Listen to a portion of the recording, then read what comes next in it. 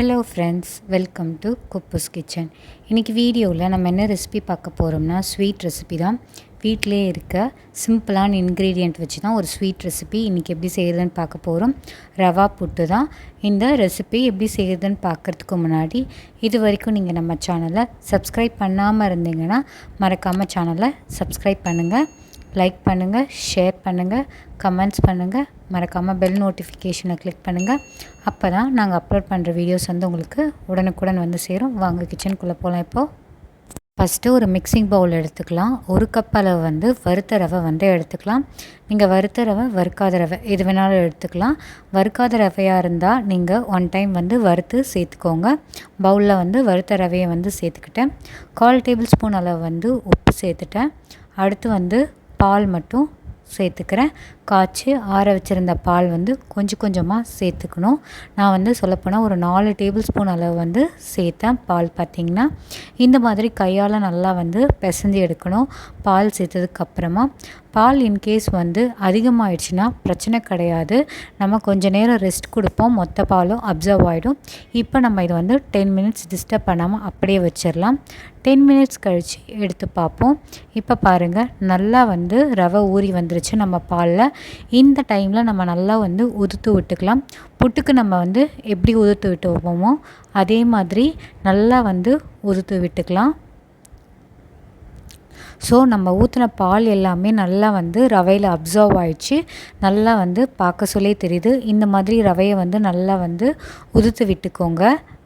இப்போ கரெக்டான ஸ்டேஜ் இருக்குது. இந்த டைமில் நம்ம வந்து கேஸ் ஸ்டவ்வில் வந்து இட்லி பாத்திரத்தில் தேவையான அளவு வந்து தண்ணியை சேர்த்துட்டு நல்லா வந்து காய வச்சுக்கலாம். அடுத்து நம்ம இட்லி தட்டு எடுத்துகிட்டு ஒரு காட்டன் கிளாத்தை வந்து ஸ்ப்ரெட் பண்ணிக்கலாம்.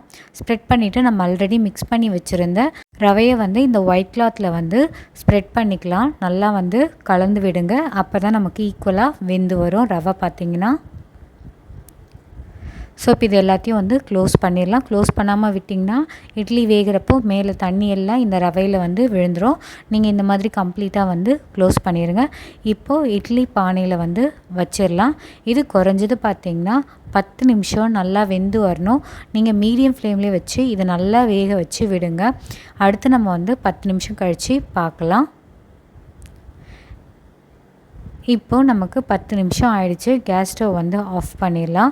ஆஃப் பண்ணிவிட்டு இட்லி பாத்திரத்தில் மேலே இருக்க லிட்டை வந்து ஓப்பன் பண்ணிக்கலாம். கொஞ்சம் சூடாக தான் இருக்கும். ஓப்பன் பண்ணிவிட்டு இப்போ நம்ம வந்து வேக வச்சுருந்த ரவையை எடுத்து ஒரு மிக்சிங் பவுலில் வந்து ட்ரான்ஸ்ஃபர் பண்ண போகிறோம். கொஞ்சம் சூடாக தான் இருக்கும். பொறுமையாக ஆறின பிறகு எடுங்க. இப்போ நம்ம வந்து மிக்சிங் பவுலில் வந்து வேக வச்சுருந்த ரவையை சேர்த்துக்கலாம். பாருங்கள், ரவை நல்லா வந்து பூ போல் வெந்து வந்திருக்கு. ஸோ கிளாத்தில் இருக்க ரவை எல்லாமே இந்த மாதிரி உதுத்து எடுத்துக்கோங்க. வேக வச்சுருந்த ரவை சூடாக இருக்க சொல்லி நம்ம வந்து ஒவ்வொரு இன்க்ரீடியண்ட்டாக வந்து சேர்த்துக்கலாம். நான் வந்து 1 கப் ரவைக்கு வந்து 1/2 கப் அளவு வந்து வெள்ளை சர்க்கரை வந்து சேர்த்துக்கிட்டேன். 1/2 கப் அளவு வந்து துருவின தேங்காய் வந்து சேர்த்துக்கிட்டேன். அடுத்து பார்த்திங்கன்னா வாசத்துக்கு ஏலக்காய் தூள் வந்து 1/4 டேபிள் ஸ்பூன் அளவு வந்து சேர்த்துக்கிட்டேன். உங்களுக்கு ஏலக்காய் தூள் பிடிக்கலைன்னா இந்த ஸ்டெப்பை இக்னோர் பண்ணிடுங்க. 1 டேபிள் ஸ்பூன் அளவு வந்து நெய் சேர்த்துக்கிறேன். இதெல்லாம் சேர்த்துட்டு நம்ம நல்லா வந்து கலந்து விடணும். நம்ம சூடாக இருக்க சொல்லியே நம்ம வந்து சர்க்கரையை சேர்த்தோம்னா நல்லா வந்து மெல்ட் ஆயிரும். இந்த ரவையில் பார்த்திங்கன்னா நெய் நல்லா வாசமாகவும் இருக்கும். இந்த சூடாக இருக்கிறப்ப போட்டோம்னா உங்களுக்கு வேணும்னா முந்திரி திராட்சை நெய்யில் வறுத்து கூட சேர்த்துக்கலாம்.